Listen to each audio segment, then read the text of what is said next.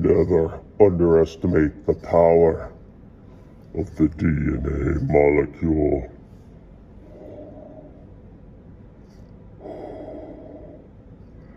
May the 4th be with you.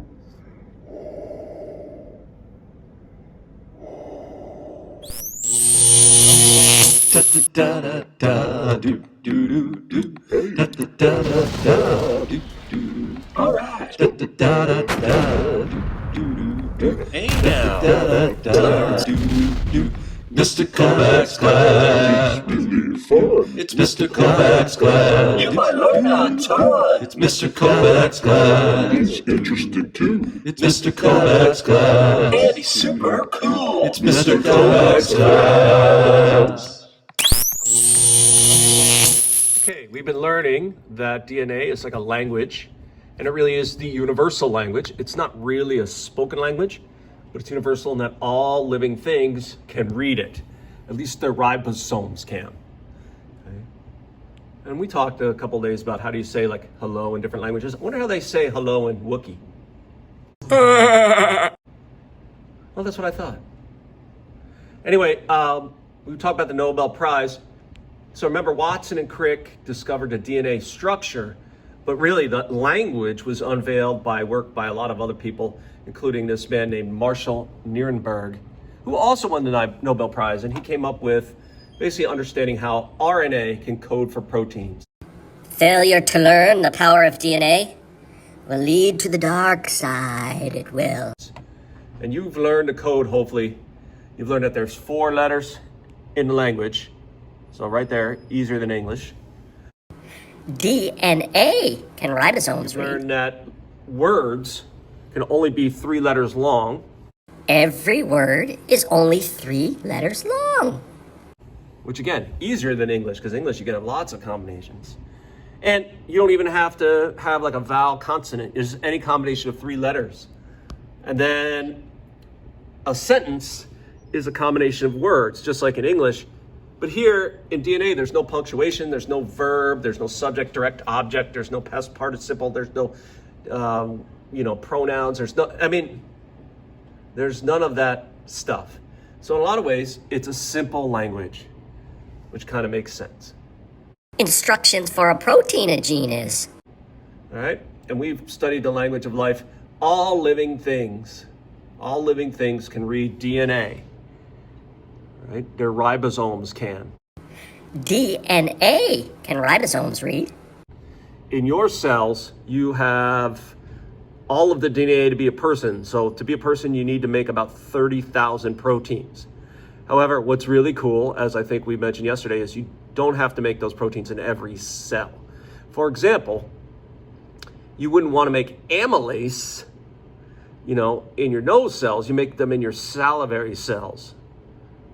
Right? Amylase is the enzyme that digests carbohydrate. Right, and then yesterday we used a model of the code, right? In real life, you get a codon, and then it corresponds to an amino acid. We substituted the amino acids with a letter, so you get the kind of the gist. And I got a couple more for you to do. So I want you to open up this page again. It's attached to your part 1. And here I have my first, and I'll give you a hint. Since it's May the 4th be with you, it may have a Star Wars theme. Can you decode? Can you translate this gene? Good. It's Yoda. The Force strong with you it is. Yeah, Yoda. Okay. Now remember though, in this gene, it's funny, you got to the stop codon, and then there were some letters after it. In a DNA molecule, or in a ribosome, when they read an RNA molecule, if they get stopped, they just stop. There could be 1 billion letters next to it. But once you hit the stop codon, you're done. Stop! All right. Whoa, let's try this one. This will take you a while to decode. But remember, when you hit the stop codon, you don't need to decode anymore. Stop! Here, decode this gene. Yeah, you got blue milk, because that's what The Force strong with you it is. they drank in Star Wars. For some reason, they like their milk blue. I don't know what's up with blue milk, but that's, anyway, all right. That's no moon. That's a protein. All right, now, DNA is, you've probably heard it, it's kind of confusing because like every person has the same genes, but they don't have the same combinations of letters for those genes, right? And so that means with 46 chromosomes, each with thousands of genes on them, the chances are good that no two people would have the same exact pattern of genes, with the exception of identical twins. So you've probably heard about we can use DNA to, solve crimes. How do you do that? You've got to find a something that would have cells in it, like a piece of hair or blood or skin, and then you need to extract the DNA, and then they use a technique called, I guess you'd call it restriction enzyme, where they basically just cut the DNA in pieces so the DNA splits every time a certain pattern of DNA shows up. And then you run that DNA through a gel, and the different size pieces of molecule, the different size pieces of DNA will sort out by size. And then you line them up, and no two people have the exact same, we call that DNA fingerprint. That's how they use DNA in crime solving. They'll use DNA to figure out where genes are on chromosomes by using what we call markers. So markers can be usually something radioactive that's tagged to a particular chemical, in this case amino acids, this radioactive chemical then you can discover after and see if it exists. That means that chemical was used, and if it doesn't exist, really interesting stuff. There's a lot of gene manipulation where you can take genes and move them from one organism to another. We know that like paramecium can do that.